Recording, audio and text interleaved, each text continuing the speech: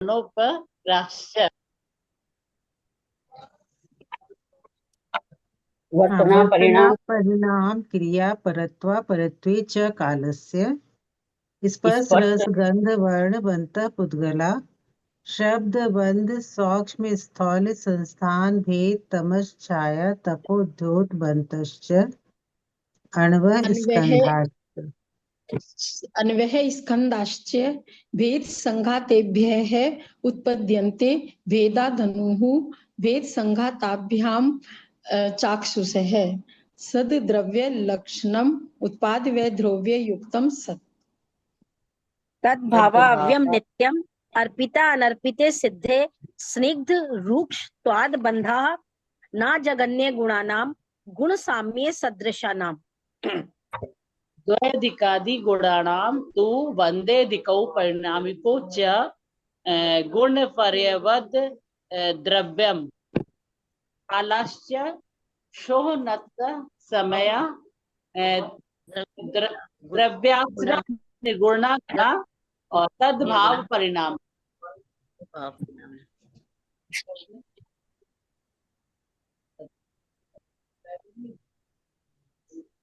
जय जिनेन्द्र।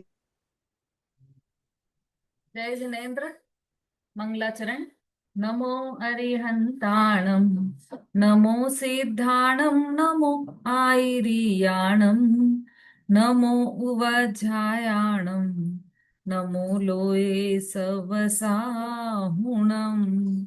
मोक्षमार्गस्य नेतारं वेतारं कर्मभूभृतां ज्ञातारं विश्वतत्त्वानां वंदे तद्गुणलब्धये। तत्वार्थ सूत्र जी ग्रंथ आचार्य उमा स्वामी द्वारा रचित यह ग्रंथ, जिसका 5वां अध्याय, उसमें जीव अजीव तत्व का वर्णन हमने देखा। 5वां अध्याय हमारा कंप्लीट हो चुका है। 42 सूत्रों के माध्यम से हमने अजीव तत्व का वर्णन इसमें समझा था। 42वां सूत्र हो गया था क्या पूरा?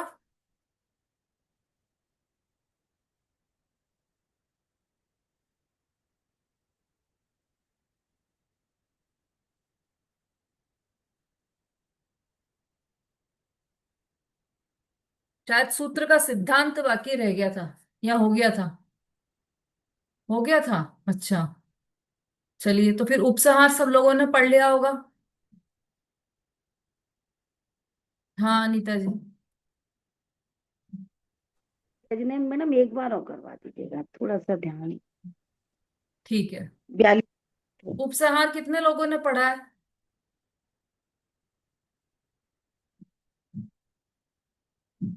किसी ने भी नहीं?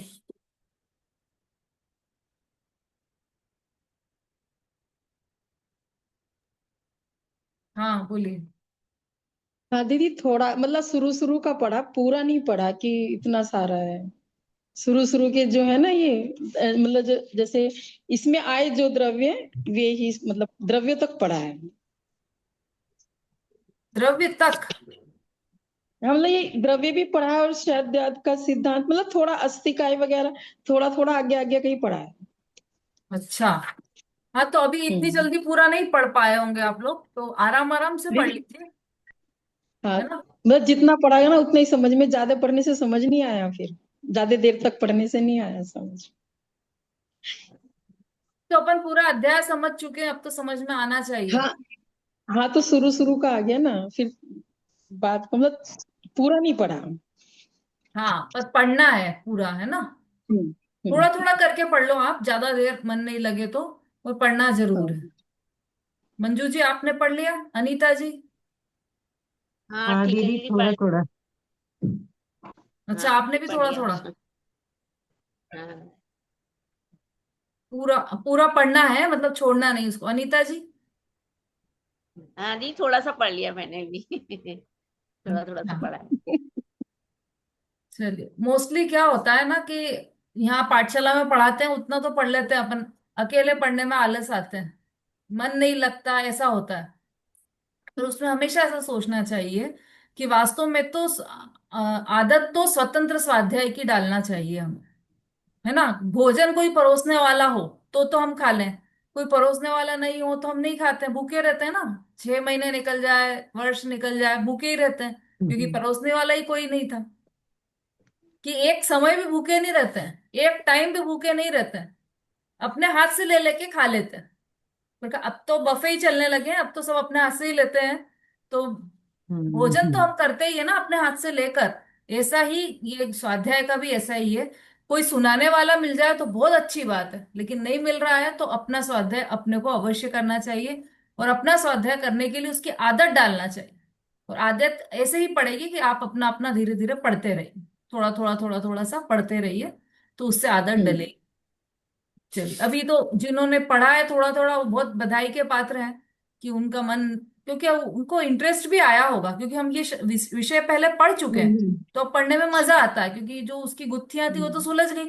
अब सरल हो गया हमारे लिए, तो वो पढ़ते जाओ, मजे आते जाते हैं। जो बात हमने क्लास में सुनी है वो उसको बताने वाली इसमें जो बातें आती है, एकदम ध्यान आता है कि अच्छा ये तो हमने क्लास में सुना था।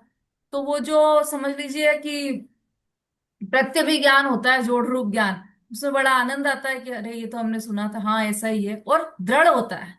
जो ज्ञान हमने पहले सुना था, जो ज्ञान बना था हमारा, वो दृढ़ हो जाता है कि हाँ आगम में भी ऐसा ही लिखा हुआ है। तो आगम, डायरेक्ट आगम से पढ़ने की आदत अवश्य डालना चाहिए। चलिए, अब आप लोग क्या चाहते हैं, इसको पढ़े हम?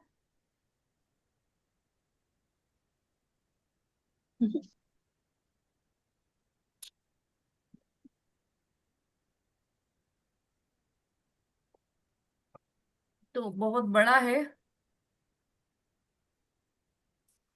पर बहुत ही अच्छा है। टोपी के दृष्टांत से 6 द्रव्यों की सिद्धि की है, वो भी पढ़ना आप, वो तो इंटरेस्टिंग लगेगा आपको। उपादान निमित्त, ये तो उसमें लघु जैन सिद्धांत प्रवेशिका में भी आने वाले हैं, ये वाले दो है उपादान निमित्त वाले, बनारसी विलास के आधार से इसमें दिए हैं। उपादान कारण किसे कहते हैं, योग्यता किसे कहते हैं, ये सब समझ लीजिए हमारे उसमें जैन सिद्धांत प्रवेशिका में आने वाला है आगे के, इसलिए अपन इसको छोड़ देते हैं। निमित्त निमित्त के मतलब मुख्य मुख्य जो आप लोग पढ़ सके वो पढ़ लीजिएगा। दीदी जैन सिद्धांत प्रवेशिका की क्लास ज्वाइन नहीं होती है। नहीं होती है, सबकी तो हो गई, हाँ, बहुत लोग ज्वाइन किए थे उस दिन। उस दिन लेट हुई थी, मैंने तो काफी देर वेट किया था, नहीं हुई।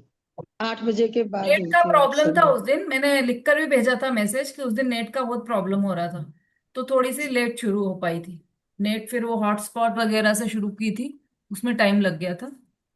फिर भी काफी लोग मीटिंग थे आईडी उस दिन। मीटिंग दीदी आईडी उसकी तो यही थी रिकॉर्डिंग हमारी। सेंड कर देना। हाँ हाँ, ऊपर। चलिए, अब ऐसा करते हैं अपन कि ये जो 5वां अध्याय उसका रिवीजन हम इन दोनों के आधार से ले लेते हैं। तत्वार्थ मणि प्रदीप में बहुत सरल तरीके से दिया है और शॉर्ट में दिया है, तो वही ले लेते हैं, क्योंकि उसकी तो टीका हम पूरा डिटेल में तो कर ही चुके हैं। तो अब तत्वार्थ हम्म मणि प्रदीप के आधार से ले लेते हैं शॉर्ट में। हाँ अच्छा, ये अनीता जी ने बोला था, तो ये सूत्र का सिद्धांत ले लेते हैं पहले। सूत्र 41 में जो सिद्धांत कहा है, नहीं 42। हाँ, यही पेज नंबर 24374, इस सूत्र का सिद्धांत, इस वाले सूत्र का जो 41वें सूत्र में जो सिद्धांत का है, उसी प्रमाण से वह यहां भी लागू होता, अर्थात प्रत्येक द्रव्य अपने भाव से परिणमता है, पर के भाव से नहीं परिणमता। अतः यह सिद्ध हुआ कि प्रत्येक द्रव्य अपना काम कर सकता है, किंतु दूसरे का नहीं कर सकता।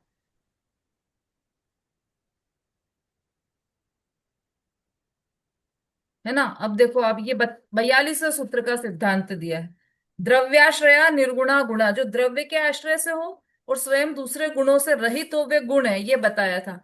और जो द्रव्य का स्वभाव है सो परिणाम है, ये तद्भाव परिणाम में। परिणाम ये मतलब पर्याय क्या है उसका बताया था। तद्भाव परिणाम, जो द्रव्य का स्वभाव है सो परिणाम है, निज भाव निज तत्व वह परिणाम है। अब इसमें क्या लिखा है, प्रत्येक द्रव्य अपने भाव से परिणमता है, अपने भाव से। अब यहाँ पर्याय के हिसाब से है। अपने भाव से परिणमता, पर के भाव से नहीं परिणमता। अतः ये सिद्ध हुआ कि प्रत्येक द्रव्य अपना काम कर सकता है, किंतु दूसरे का नहीं कर सकता। है ना। जैसे गुण है तो वो द्रव्य के आश्रय से होते हैं और दूसरे गुणों से रहित होते हैं, ये इसमें बताया था। इसकी टीका में क्या लिखा था कि ज्ञान गुण जीव द्रव्य के आश्रित रहता है और ज्ञान में कोई दूसरा गुण नहीं है। अच्छा, इसका सिद्धांत, प्रत्येक गुण अपने द्रव्य के आश्रित रहता है, इसलिए एक द्रव्य का गुण दूसरे द्रव्य का कुछ नहीं कर सकता। मतलब जो 41 नंबर के सूत्र की जो टीका है, सिद्धांत है, वही 42वें नंबर के सूत्र का भी सिद्धांत है। तो पर अंतर क्या है दोनों में, यहाँ पर गुण के लिए कहा है और वहां पर पर्याय के लिए कहा है ना।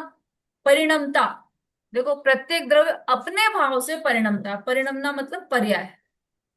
42वें सूत्र में पर्याय के हिसाब से बात आई है, 41वें सूत्र में गुण के हिसाब से बात आई है, और उसके पहले के जितने भी सूत्र थे वो सब द्रव्य को बताने वाले सूत्र थे। ठीक है, अब ये जो गुण की बात की थी 41वें सूत्र में, उसमें यह बताया था कि एक द्रव्य का गुण दूसरे द्रव्य का कुछ नहीं कर सकता, क्योंकि वह अपने द्रव्य के आश्रित है, तो वो दूसरे द्रव्य का कुछ भी नहीं कर पाएगा, और दूसरे द्रव्य को प्रेरणा, असर या मदद नहीं कर सकता। परद्रव्य निमित्त रूप से होता है, परंतु एक द्रव्य परद्रव्य में अकिंचित कर है। ये सब पूरी बातें इसमें हमने समझी थी। इसी प्रकार से ये जो पर्याय है वह पर के भाव से नहीं परिणमता। मतलब कि क्या हुआ कि कोई जो द्रव्य है, द्रव्य किसे कहते हैं, उत्पाद वे ध्रुव युक्तम सत, द्रव्य गुण पर्यायवत द्रव्य, गुणों पर्याय वाला द्रव्य होता है ना, तो उसके गुण भी ऐसे रहते हैं कि वह दूसरे गुण में मिक्स नहीं होते, या दूसरे द्रव्य का कुछ चेंज कर दें, ऐसा नहीं कर सकते। जैसे ज्ञान गुण है तो वह पुद्गल द्रव्य में भी ज्ञान पैदा कर दे या कुछ भी कार्य कर दे उसका, ऐसा नहीं होगा। ठीक है, अब ये तो हो गई गुण की बात। अब पर्याय की बात, तो ज्ञान गुण का कार्य क्या है, पर्याय क्या है, कार्य कहें, पर्याय कहें, विकार्य कहें, विकार कहें, मतलब विशेष कार्य, ये सब एक ही बात है। तो ज्ञान गुण का परिणमन क्या है, जानना। तो वो जानना भी स्वद्रव्य के आश्रित है, वो पर के भाव से नहीं परिणमता। जैसे हमें लगता है कि हम किताब में से पढ़ रहे हैं तो हमें ज्ञान हो रहा है ना, जबकि ज्ञान कहाँ से आ रहा है, ज्ञान तो ज्ञान गुण में से आ रहा है। जानना ज्ञान गुण की पर्याय, किताब की पर्याय नहीं है। किताब की पर्याय तो स्पर्श रस गंध वर्ण की पर्याय है, क्योंकि वो पुद्गल द्रव्य है किताब। पुद्गल द्रव्य की पर्याय स्पर्श रस गंध वर्ण रूप होती है, ज्ञान गुण रूप नहीं होती। तो वो किताब ज्ञान हमें दे नहीं सकती। तो ज्ञान कहाँ से आता है, जहां पर ज्ञान गुण है वहां से ही आता है। तो पर के भाव से नहीं परिणमता, अतः यह सिद्ध हुआ कि प्रत्येक द्रव्य अपना काम कर सकता है किंतु दूसरे का नहीं कर सकता। मतलब ये जो किताब है वह इसका कार्य तो कर सकती है, स्पर्श रस गंध वर्ण रूप इसका कार्य कर सकती है, शब्द लिखना करना, ये सब मतलब शब्द बने हुए जो इसमें ये ऐसा लिखावट, ये सब कार्य तो कर सकती है, लेकिन हमारे में ज्ञान पैदा कर दे, यह कार्य किताब या पुस्तक या ग्रंथ नहीं कर सकता। ठीक है, तीन बातें हमेशा याद रखने योग्य, बाल पोथी में भी सिखाई जाती है। मैं कौन हूं, मैं जीव हूं, मुझ में ज्ञान है और मैं ज्ञान से जानता हूं। तीनों आ गए इसमें, द्रव्य गुण और पर्याय। मैं जीव हूं, मुझ में ज्ञान है और मैं ज्ञान से जानता हूं, ऐसे प्रत्येक गुण में लगा लेना। ठीक है, मैं जीव हूं, श्रद्धा मेरा गुण है और अहम करना मेरी पर्याय है। मैं जीव द्रव्य हूं, चारित्र मेरा गुण है और लीनता मेरी पर्याय है। लीनता मतलब जिसमें भी वो लीनता करेगा वो उसकी पर्याय। ऐसे सब सब गुण का समझ लेना, सब गुण, क्योंकि कार्य तो सभी गुण करते हैं, कोई भी गुण बिना कार्य का रहता नहीं है, उसका पर्याय होती ही होती है। तो वो पर्याय क्या है, वो पर्याय गुण कौन सा है और उसकी पर्याय क्या है। तो वो पर्याय दूसरे द्रव्य की नहीं हो सकती, दूसरे गुण की नहीं हो सकती, वो पर्याय उसी गुण की होगी और उसी द्रव्य की होगी। ये इस सूत्र का सिद्धांत था 42वें का। अब आ जाइए सूत्र नंबर 1 पर, 5वां अध्याय, सूत्र नंबर 1, अजीव द्रव्य की चर्चा। ये इसमें इस अध्याय में अजीव द्रव्य की चर्चा क्यों की है?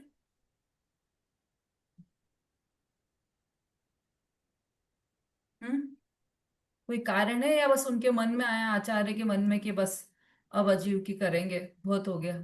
बोलिए शोभा जी। जय जिनेन्द्र दीदी।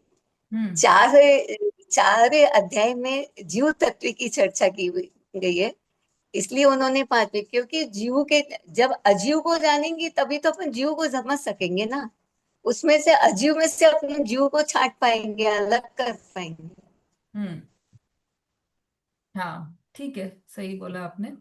7 तत्वों का वर्णन इन 10 अध्यायों में किया गया है। जीव तत्व की चर्चा के बाद अब अजीव तत्व की चर्चा यहाँ पर कर रहे हैं। अजीव तत्व कहें, द्रव्य कहें, कोई फर्क नहीं है। अब देखो, आपने छड़ाला में भी पढ़ा है और इसमें भी पढ़ा चुकी हूं मैं। अजीव तत्व, पहले जीव द्रव्य, तो जीव तत्व, जीव तत्व में कितने द्रव्य आ गए? हम्म। जीव तत्व में कितने द्रव्य आ गए, अनीता जी?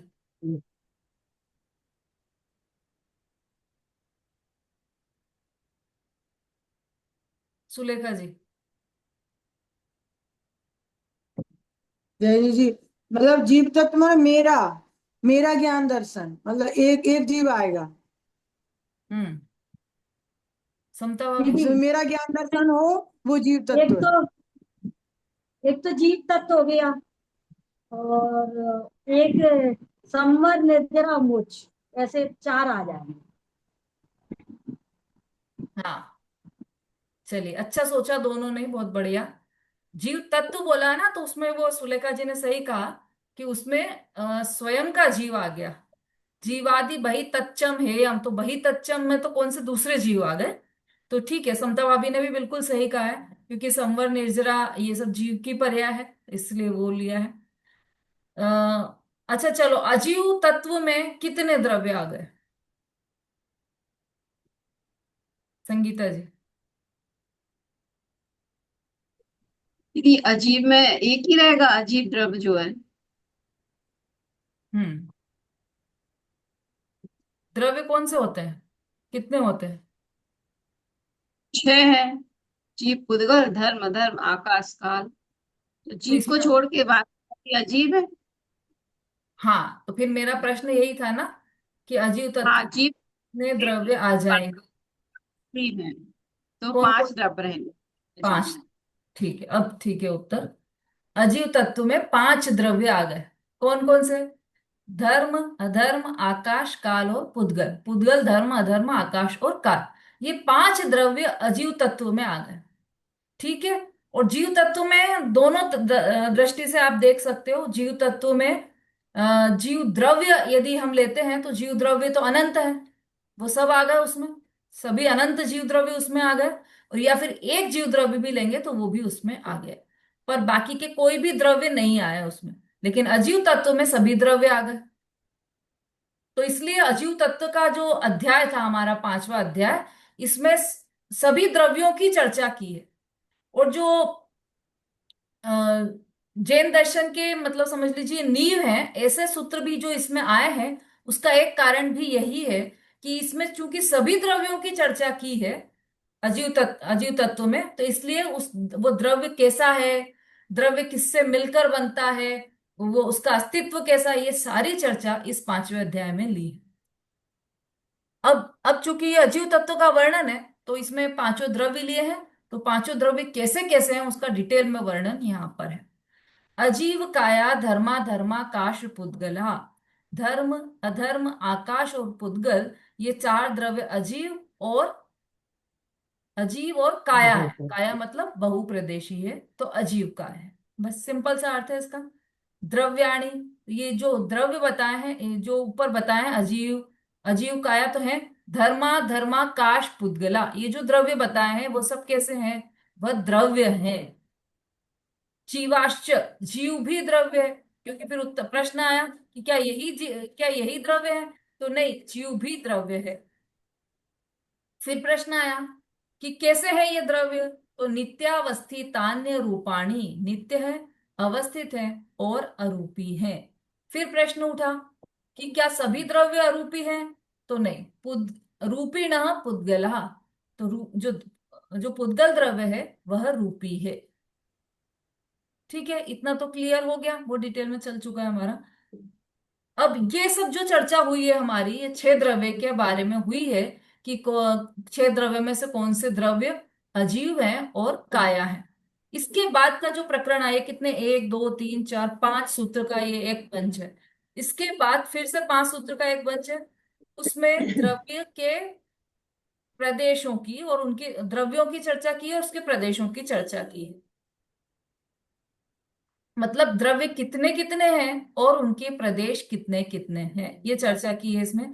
आकाशादेक द्रव्याणि, मतलब धर्म द्रव्य, अधर्म द्रव्य और आकाश द्रव्य एक एक हैं, तीनों एक एक हैं। सही बोल रहे हैं ना? यहाँ पर समझ में आ रहा है ना सबको एक एक क्यों है?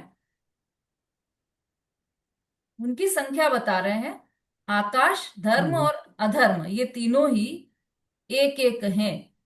देखो, आकाश, धर्म और अधर्म, ये 3 ही लिए हैं, तो ध्यान रखना संख्या, ये तीन तीन ही एक एक हैं, धर्म, अधर्म और आकाश। निष्क्रियाणि च, उसके बाद ये कैसे हैं? ये निष्क्रियाणि च, मतलब अपने अपने स्थान पर स्थित रहते हैं, तीनों ही द्रव्य निष्क्रिय हैं।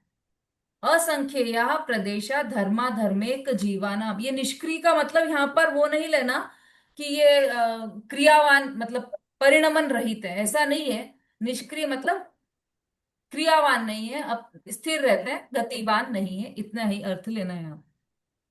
असंख्येया प्रदेशा धर्मा धर्मेक जीवानाम, अभी उनकी संख्या बताई थी, अब उनके प्रदेशों की संख्या बता रहे हैं। तो धर्म, अधर्म और एक जीव द्रव्य के असंख्यात प्रदेश हैं। और आकाश के कितने हैं? तुरंत प्रश्न आया। तो आकाशस्या अनंता, आकाश अनंत प्रदेशी है। संख्यया संख्याश्च पुद्गलानाम, पुद्गल द्रव्य कितने प्रदेशी है? पुद्गल द्रव्य संख्यात, असंख्यात और अनंत प्रदेशी है। नाणो, अगला सूत्र है नाणो, अनुरूप पुद्गल द्रव्य के प्रदेश नहीं है। क्योंकि यदि ऐसा बोल देंगे कि पुद्गल द्रव्य संख्यात, केवल ऊपर वाला सूत्र ले लेते हैं, संख्यया संख्याश्च पुद्गलानाम, तो वो अधूरी हो जाती बात। क्योंकि पुद्गल द्रव्य तो एक प्रदेशी भी होता है, शुद्ध पुद्गल द्रव्य तो एक प्रदेशी ही होता है, इसलिए अगला सूत्र लिया नाणो, मतलब पुद्गल द्रव्य अप्रदेशी है। अप्रदेशी का अर्थ बिना प्रदेश का नहीं है, अप्रदेशी का अर्थ है एक प्रदेशी है। ठीक है, समझ में आ रहा है सबको? थोड़ा सा फास्ट चलेंगे अब हम, क्योंकि ये सब समझी हुई बातें हैं हमारी। यदि फिर भी किसी को बीच में कोई प्रश्न हो तो पूछ सकते हैं, आप बिल्कुल फ्री हैं उसके लिए। अब ये द्रव्य कहाँ रहते हैं इसकी चर्चा की है अगले 6 सूत्रों में, 5 सूत्रों में। सबसे पहले आकाश द्रव्य कहाँ रहता है? तो लोकाकाशेव गाह, नहीं, सबसे पहले ये सभी द्रव्य कहाँ रहते हैं? तो लोकाकाशेव गाह, सभी द्रव्य, धर्मादिक सभी द्रव्य लोकाकाश में रहते हैं। धर्मा धर्मयो कृत्स्ने, धर्म और अधर्म द्रव्य संपूर्ण लोकाकाश में व्याप्त है, पूरे में व्याप्त है। केवल इनका क्यों लिया? और कोई द्रव्य पूरा लोकाकाश में व्याप्त नहीं है क्या? केवल धर्म अधर्म ही व्याप्त है क्या पूरे लोकाकाश में? हम्म, मंजू जी? जी दीदी, धर्म अधर्म द्रव्य असंख्यात प्रदेशी हैं और वो पूरे लोकाकाश में व्याप्त है। और कोई भी द्रव्य लोकाकाश में व्याप्त नहीं है? लोकाकाश में तो सभी द्रव्य हैं, लेकिन जो संख्या उनकी प्रदेश के हिसाब से ना दीदी, असंख्यात प्रदेशी हैं और वो पूरे लोकाकाश में धर्म अधर्म द्रव्य ही रहते हैं। धर्म धर्म द्रव्य रहते हैं। मतलब है तो सभी मतलब एक एक के हिसाब से कह रही हूँ दीदी, एक एक जो धर्म द्रव्य अधर्म है ना वो धर्म अधर्म द्रव्य। लोकाकाश में रहते हैं, एक अनीता जी, प्रदेश एक पुद्गला। अनीता जी आपने हैंड रेस किया है? हाँ मैडम, ये धर्म और अधर्म ही लोकाकाश में ही रहते हैं ये, क्योंकि असंख्यात है ना, हम्म, एक प्रदेश। चलिए, और किसी का कोई और उत्तर है? मेरा प्रश्न ये है कि एकमात्र धर्म द्रव्य और अधर्म द्रव्य ही लोकाकाश में व्याप्त है क्या? पूरे लोकाकाश में व्याप्त है क्या धर्म और अधर्म द्रव्य ही? शोभा जी। दीदी, समुद्रघात के समय एक जीव भी पूरे लोकाकाश में रहता, हम्म। केवली समुद्रघात के समय वो भी पूरे लोकाकाश में व्याप्त रहते हैं। धर्म धर्म तरफ तो रहते ही है, एक जीव भी रहता है केवली समुद्रघात के समय। बहुत बढ़िया। समता भाभी बोलिए। तो सभी द्रव्य रहते हैं लोकाकाश में तो। हम्म। चलो, ठीक है, यहीं पे रोकते हैं इस बात को अपन। देखो, धर्म अधर्म पूरे लोकाकाश में व्याप्त है। अब किसी ने कहा कि वो एक एक है इसलिए हम उनको बोल रहे हैं पूरे लोक में व्याप्त है। देखो, जीव मतलब जीव, उद्गल, ये तो पूरे लोकाकाश में व्याप्त नहीं है, वो तो केवली समुद्रघात के समय कभी कभी की बात है। वैसे हमेशा पूरे लोक में व्याप्त नहीं है, जीव भी नहीं, पुद्गल भी नहीं, काल भी नहीं, वो तो अपने अपने स्थान पर स्थित है। पर धर्म और अधर्म को ही लिया इसमें, जबकि आकाश भी पूरे लोकाकाश में व्याप्त है। एक भी प्रदेश ऐसा नहीं है जहां पर आकाश नहीं हो, है ना? और आकाश भी एक ही द्रव्य है। जैसे धर्म और अधर्म एक एक द्रव्य है, ऐसे आकाश भी एक ही द्रव्य है। पर फिर भी उसको यहां पर नहीं लिया इस सूत्र में। कौन सा सूत्र है ये? धर्मा धर्मयोग कृत्स्ने। तो उसके दो कारण बताए। एक तो ये पूरे लोक में व्याप्त है, और पूरे लोक जितने ही हैं, जितना लोक है उतने ही है। आकाश द्रव्य को इसलिए नहीं लिया क्योंकि वो तो बहुत बड़ा है, तो वो अलोकाकाश में भी व्याप्त है। लेकिन लोकाकाश में पूरे में व्याप्त केवल धर्म और अधर्म द्रव्य ही है। लोकाकाश में ही व्याप्त है और लोकाकाश में व्याप्त ही है, दोनों बातें आ गई इसमें। पूरे लोकाकाश में है धर्म और अधर्म द्रव्य, और लोकाकाश के बाहर नहीं है। तो ऐसे तो दो ही द्रव्य हैं, धर्म और अधर्म द्रव्य। क्योंकि आकाश द्रव्य को यदि हम लेंगे तो है तो लोकाकाश में व्याप्त तो है पूरा, लेकिन लोकाकाश के बाहर भी है वो, इसलिए उसको इसमें यहां पर नहीं लिया गया है। चलिए, उसके आगे का सूत्र देखिए। एक प्रदेशादिशु भाज्य पुद्गला नाम। पुद्गलों का अवगाह कितना है? एक प्रदेश से लेकर असंख्यात प्रदेश तक हो सकता है। तो देखा जाए ना तो ये जो पांचवा अध्याय है, सुनने में ऐसा लगता है बहुत कठिन है, पुद्गल की स्कंधों की बात है, और ये सब एक सारे द्रव्यों की संख्या याद रखो, वो कहाँ कहाँ रहते हैं, उनका अवगाह कितना है, उनके वो याद रखो, उनके प्रदेश याद रखो, ऐसा लगता है। लेकिन इसको आप है ना एक एक ग्रुप में याद करेंगे ना तो बहुत सरल है फिर ये। जैसे ये अवगाह वाला पूरे 5 सूत्रों का एक ग्रुप है, इसको एक साथ याद करो आप तो बहुत सरल हो जाएगा, क्योंकि सभी द्रव्यों का अवगाह बताया है इसमें। अवगाह मतलब क्षेत्र। अवगाह को सरल शब्दों में बोलेंगे तो क्षेत्र। तो धर्म अधर्म द्रव्य का क्षेत्र कहाँ है? क्यों पूरे लोकाकाश में है।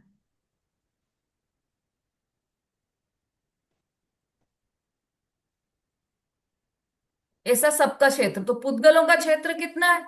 तो वो एक प्रदेश से लेकर असंख्यात प्रदेश तक उसका क्षेत्र है। असंख्येय भागादिषु जीवानाम। जीवों का प्रदेश कितना है? तो जीवों का अवगाह कितना है? प्रदेश नहीं, क्षेत्र। जीवों का क्षेत्र कितना है? तो लोकाकाश के असंख्यातवें भाग से लेकर संपूर्ण लोकाकाश तक। संपूर्ण लोकाकाश कब होगा? जब केवली समुद्घात होगा। और लोकाकाश का असंख्यातवां भाग कब होगा?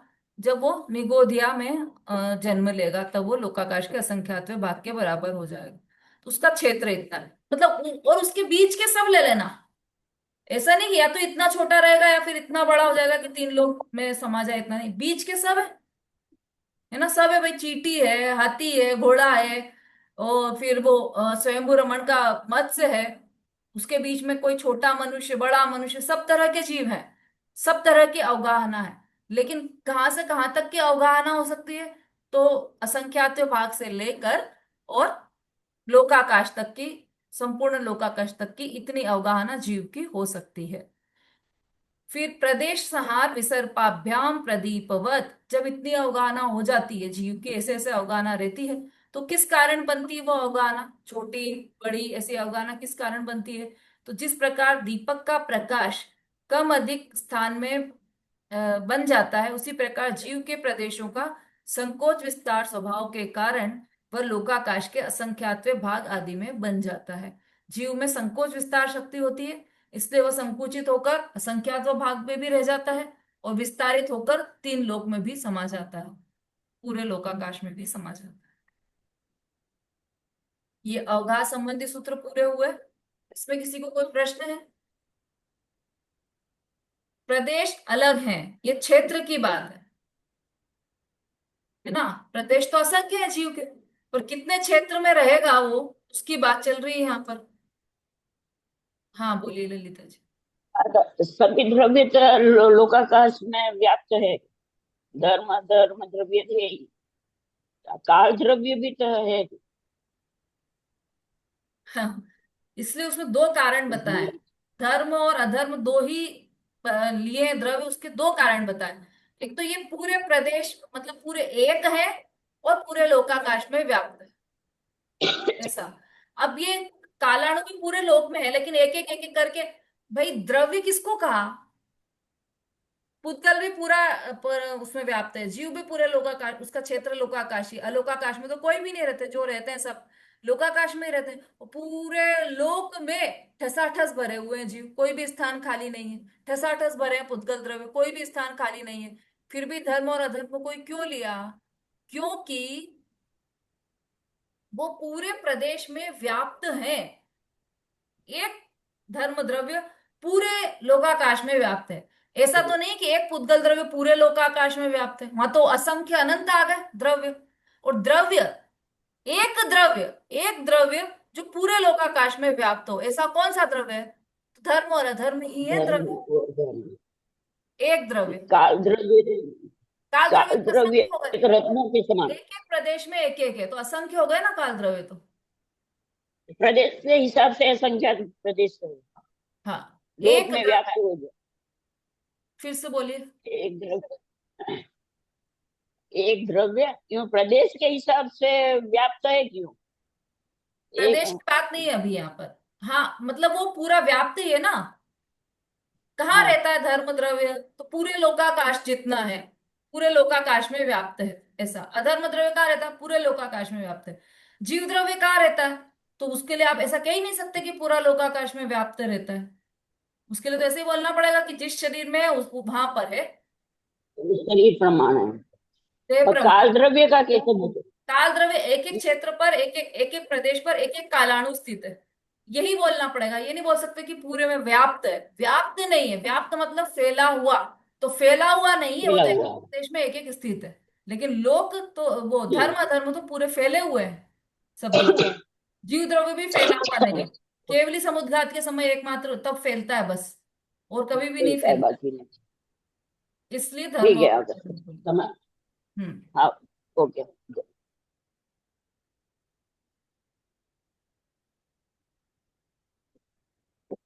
अब उपकार की बात कर रहे हैं यहाँ पर। एक दूसरे पर जो 6 द्रव्य हैं, उनका एक दूसरे पर उपकार रहता है। अब उपकार का शब्द का अर्थ क्या है, सबसे ज्यादा ये समझने योग्य है। नहीं तो ये जितने सूत्र पढ़ोगे आप, उसमें से पूरा उल्टा अर्थ निकल जाएगा। यदि उपकार